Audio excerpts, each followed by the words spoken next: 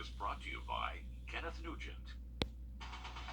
From the station that's on your side, this is News 12, First at 5. Tonight, First at 5, troopers in Georgia and South Carolina will be driving next to you on the highways to reduce drivers from speeding. The question is, will it be helpful? Starting today, Georgia and South Carolina state troopers are taking to the highway to hand out speeding tickets. That's because they say there's been an increase in drivers going over 100 miles an hour, and that is a problem, a big one when it comes to safety. According to the National Highway Traffic Safety Administration, 29% of car accidents are caused by drivers driving too fast. Then, during the pandemic, there were fewer enforcement from officers to follow the speed limit, so some drivers decided to go a little faster. The SC state troopers decided to start Operation Southern Slowdown on the interstate, they say, to keep families safe. We can't allow that to happen because we know, man, it could injure my family, your family, or some innocent person out there who are trying to do the right thing on our highways. If you are going well above the speed limit, chances are you're going to see flashing lights. Operation Southern Slowdown starts today, so you have been warned. It will cost you. All right, let's see how traffic is moving outside now on Riverwatch Parkway. You can see I-20 there. A beautiful start to the work week, a stark contrast to what we saw last week. A lot of rain, a dreary Monday. This is a much different start. Our first alert chief meteorologist Riley Hale will take this. This is a much better looking week. Absolutely, Meredith. A beautiful day so far for us here in Augusta. Definitely a more seasonal feel, not quite as cloudy and wet as what we saw last week. It's finally starting to see that sunshine again, but that does mean a little bit warmer temps. Still tracking a few showers and thunderstorms on Doppler Max this afternoon, but definitely not too widespread. For the most part, a lot of us have stayed dry today, but this is going to be a line of showers and storms west of us that's going to try to move in as we head later into this evening and tonight. Not expected to hold together completely, but just not ruling out isolated shower storm at least up until around midnight tonight. Here's a closer look at Aiken County, where we are tracking some heavy rain along I-20. Wagner, you're seeing some showers there, and actually a severe thunderstorm warning in Lexington County, just outside of Aiken County there. For us here in Augusta, we are dry, have some light showers passing just south of us, crossing over the Savannah River. Temperature-wise, though, we are hitting 92 degrees. Feel like temperatures close to 100. A little bit breezy out here in Augusta. Currently winds at 14 miles an hour. For this evening, an isolated shower storm is possible. Better rain chances tomorrow. We'll have more on that forecast in just about 10 minutes. All right, thanks for that, Riley. New First at 5, the Office of the Commissioner of Insurance and Fire Safety say they know what caused a house fire in Martinez in May. One child died, and the biggest mystery in all of this, how did this fire start that killed that little boy? Well, we're told the investigation is now finished and something electrical caught on fire. Now, we have requested the initial fire report, so of course we'll keep you updated when that information is available, but we are told the initial report shows an electrical fire killed that 10-year-old in Martinez. Investigators are trying to figure out a gunman's motive for the mall shooting in Indiana. 3 people are dead, at least 2 wounded after a gunman started shooting inside a mall. Authorities say a witness with a legal handgun stood up to the shooter and killed him. They will not release his name or any of the victims' names, but many people say they are grateful for his bravery. According to the Gun Violence Coalition, there have been almost 350 mass shootings in the U.S. this year alone. Today was a hard day in Florida court as the gunman from the Parkland shooting 4 years ago received his sentence.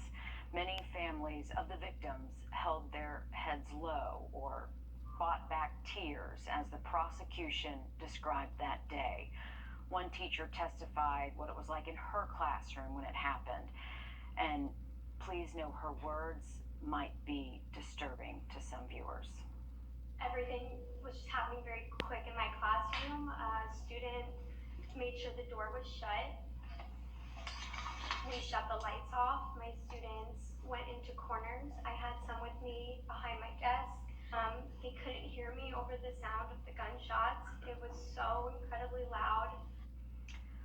therapy dogs waited outside the courtroom for those who needed support throughout the trial.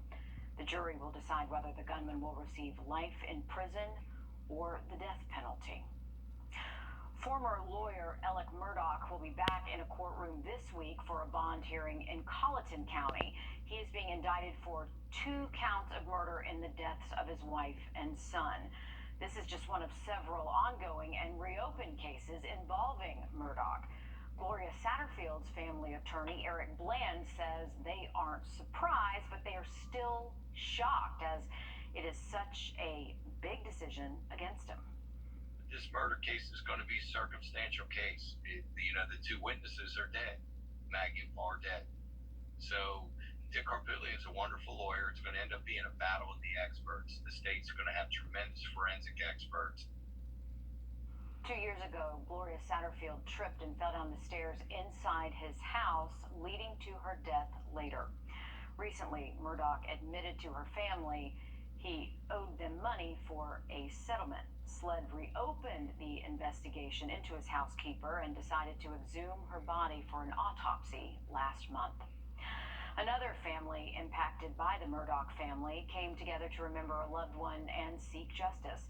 The Smith family shared a new headstone for their son, Stephen Smith, who died from head injuries. His case remains unsolved still, but Murdaugh's name has been mentioned. Many friends and loved ones shared they want to find closure for his death, and their lawyer hopes some indictments will help them find that. SLED will be reviewing his case moving forward as well. Over the weekend, Smith's family came together to remember him and to start the push for justice. According to an analysis from the Science Advances Journal, the COVID vaccine can affect a new pattern in women's health. It found 42% of women experienced heavy bleeding during their menstrual cycle. On the other hand, 44% did not notice a change at all. Co-author Catherine Lee and her colleagues wanted to know what happened to women between the ages of 18 and 80 when they got the COVID-19 vaccine. They interviewed anyone who got Pfizer, Moderna, Johnson & Johnson, and the 2 new versions of the shot. It's a good idea to check with your doctor if it impacts your health, for there are small changes from one shot. Models take to the stage in Savannah to make sure men stay away from gun violence. Bow ties and blazers is an annual fashion show for kids and teenagers who love fashion, and it gives them a chance to showcase their talents. It honored 17-year-old Dominique Williams, who was shot and killed in Hilton Head 7 years ago. His family said they wanted to start something positive for boys so they have a way to express themselves instead of turning to violence. In order to rip the runway, you have to have confidence. You have to have confidence. You have to have style. So it builds their confidence. It builds their style. It builds this. It let the world know that I have knowledge of myself. I respect myself and I love myself. They started a foundation in the wake of Williams' death called Dominique's World as well. For 6 years, though, they put on a show to honor Williams' love of fashion and confidence down the runway. New witnesses are expected in the January 6th hearings this week, in addition to hoped-for Secret Service messages that have mysteriously gone missing. NBC's Susan McGinnis has the latest on a new witness. Jury selection beginning today in Washington in the trial of Trump advisor Steve Bannon. Bannon charged with contempt of Congress for defying a subpoena to testify before the January 6th committee. This is going to be the misdemeanor from hell. Legal experts disagree. This is a very simple case.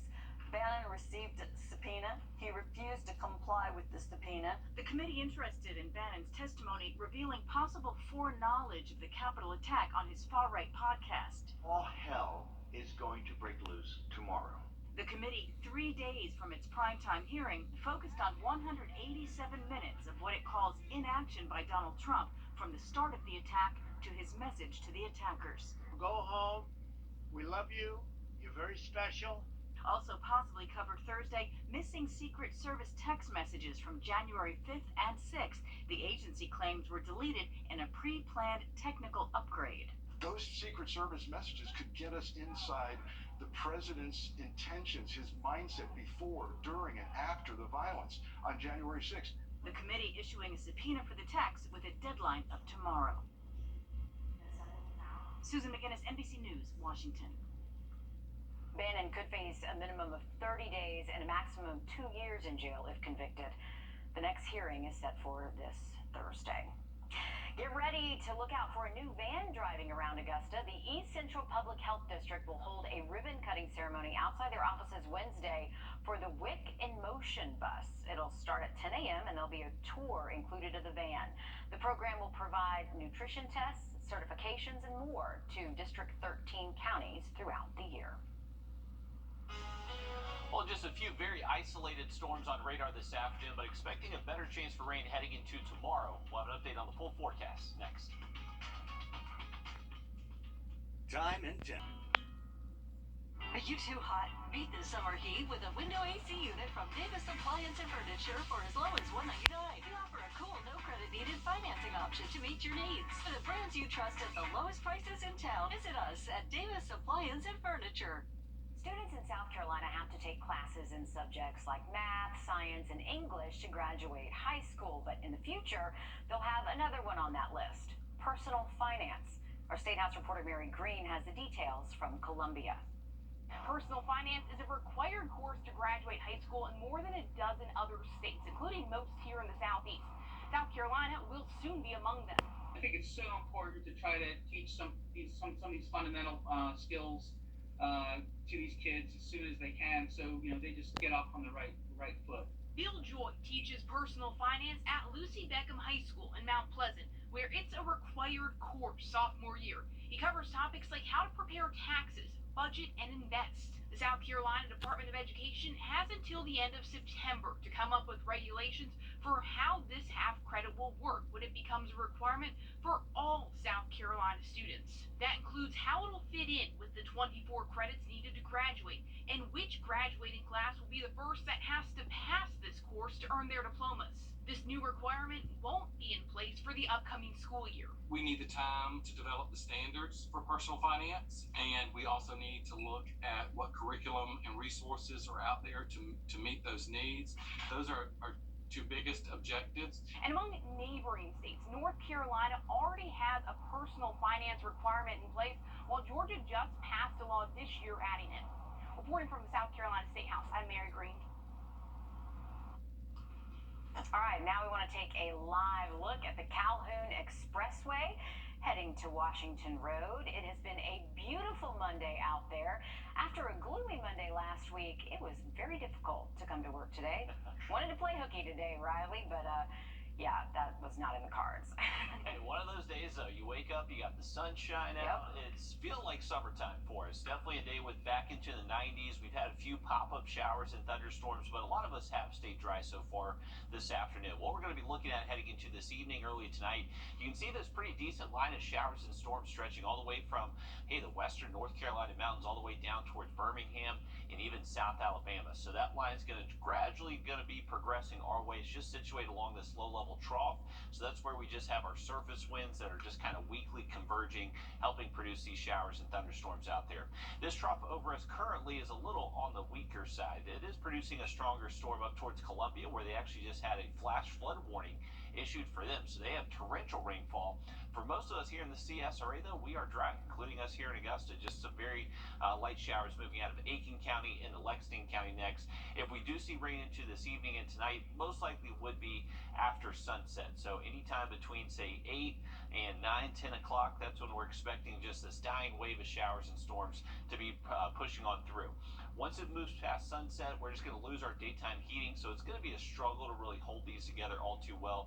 But I am keeping just that low-end chance for a brief passing shower storm up until around midnight tonight. Tomorrow morning, we're dry, waking up in the mid to low 70s. Generally sunny skies for the first part of our Tuesday. Into the afternoon, we'll hit high temps back into the low 90s for most of us. Feel like temperatures will be close to 100. And then Tuesday afternoon, that's where there's going to be a slightly better chance to see a scattered shower or thunderstorm. That'll stick around in the forecast through at least around sunset on Tuesday. And then we're pretty much just going to wash, repeat again on Wednesday. So we're going to wake up dry Wednesday morning through at least midday. later into the afternoon, we'll have a few of those showers and storms that pop up. But just keep in mind, have that umbrella close by before you head out the door. Each day this week, we're really just going to be locked into this summer-like pattern for us. So each day has the opportunity for at least a few hit and miss showers and thunderstorms. But by this weekend, it does dry out for us. But those temperatures are going to be going up Saturday and Sunday. So just a little bit hotter weekend outlook for us at the moment. Here's our setup this weekend. So just kind of fronts will get close to the region, not push all the way through, but just keep us in a very moist environment. Hot conditions, high is going to stay into the 90s. That Bermuda high is going to keep just that flow off the Gulf of Mexico. So we'll have plenty of moisture to work with to see those pop-up showers and storms develop most days during the week.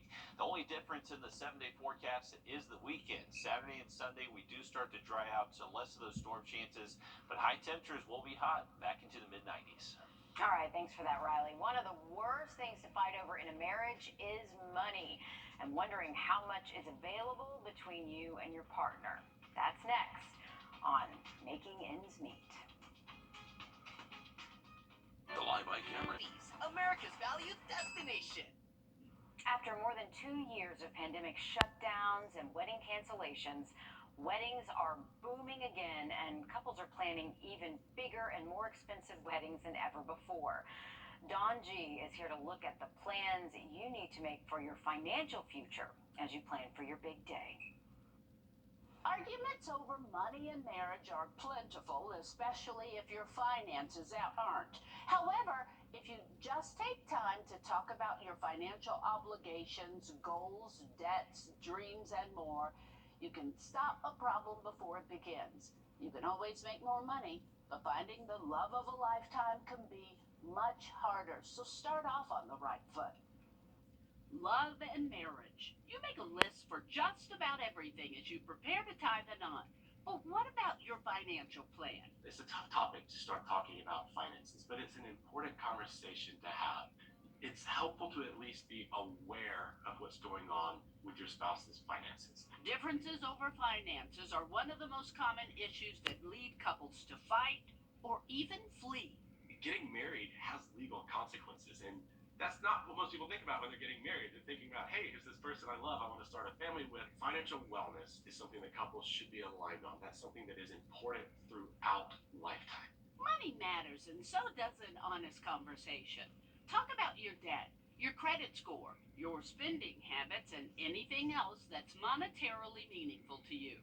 Patrick Hicks, General Counsel at Trust and Will, stresses planning for wills and trusts should be right at the top of the priority list, along with the fun events for your nuptials. As you're getting married, you're going through this major life change. That's the time where you need to start thinking, what do I need to do to get my life in order? Even if you don't have a lot, you still have something. And you might want to say, where those things go. Estate planning is one of the most important things you can do to protect yourself, your family, and your future. Once you get married, you have someone else that you need to account for. And that spouse needs to account for you as well. So there's no one right or wrong answer, but you should definitely have a conversation and make a decision intentionally. Get financially naked with your partner before you go down the aisle. Bear all of your financial hopes, fears, problems, and goals. If you have a financial planner, ask for help to make sure you will be financially fit as a couple. Helping you make ends meet. I'm Dawn G. Some good advice before you take the plunge. Technology has helped improve the safety of today's cars, so now Nissan researchers want to test if it'll help the drivers. With the help of Sebastian Bumi's techniques, they created a simulator that monitors brain activity while driving. Okay, although the first part is to help racers with their speed, they do hope that the technology can help anyone driving for errands or work get there safely. Their brain be better synchronized and to work at a tiny bit faster speed than it usually does. If you can make a Formula E driver a better driver, you've got very good chances that you can make an average driver a better driver. Okay, it might look like a game, but they also want to improve someone's concentration behind the wheel to see if it helps. Riley? All right, well, we just got done with a fairly nice weekend. We did say mostly dry here in Augusta. Heading into this weekend, it looks very similar. Just going to be a little bit hotter, mid-90s. Now look at that 7-day just after the break. All right, another quick look at Doppler Max radar. The wave that pushed through earlier this afternoon, that's keeping those showers and storms mainly east of us as we head over the next hour or so. This is going to be our next wave that could impact us later on this evening. So between 8 o'clock and midnight, that wave is timed out to possibly bring us a stray shower storm, but not expected to look as threatening as what it does right now. Here's a closer look at home here in Augusta. We're drying out those showers and storms that are just over Aiken County, now moving closer towards Columbia and towards the northeast. So through this evening, at least the next several hours, we should be dry here in Augusta. It would be around 10, 11 o'clock. Maybe we do see a stray shower from that boundary we were just looking at on radar, but looks generally dry for most of us this evening into tonight, especially past midnight tonight. We're going to see our temperatures drop to the mid to low 70s. Throughout the day on Tuesday, we'll be dry for the first part. That cloud cover will build by midday, and then later to the afternoon, we'll see those scattered showers and storms. So heads up, make sure you have that rain gear ready to go. Most days this week, it's going to look very similar. All right, thanks for the warning, Riley. The search for Simon Powell carried on today. We'll have our reporters live in the next half hour with an update coming up. All the tools, the latest technology, and the largest team of 5 meteorologists. News 12 First Alert Weather on your side. You've been in a car